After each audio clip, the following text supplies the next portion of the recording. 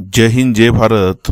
आपल्या समोर हा 75 वर्षे वयाचा तरुण पैलवान आपल्या समोर उभा आहे। गेली 49 वर्षे झालं डोक्यावरती नारळ फोडतात आणि त्यांना विचारल्यावर त्यांनी सांगितलं प्रत्येक वेळी माझ्या डोक्याचा एक टवका उडायचा नारळ फोडल्यानंतर। तर 7501 वेळा यांनी नारळ फोडलेला आहे। तर यांच्या डोक्याला किती त्रास झाला असेल आपण चिंतन करू शकतोय। पण मला आपल्याला एवढंच सांगायचं, आपल्या पॅशनसाठी आपल्या आवडीसाठी या माणसाला इतका त्रास झाला तरी सुद्धा आपलं पॅशन यातून त्यांनी कधी सोडलं नाही।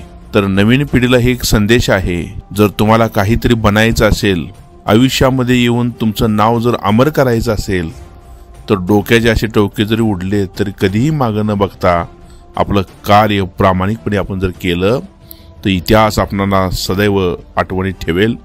एवढंच यातून तुम्हाला शिकायला भेटेल। मी एवढंच बोलतो थांबतो। जय हिंद जय भारत।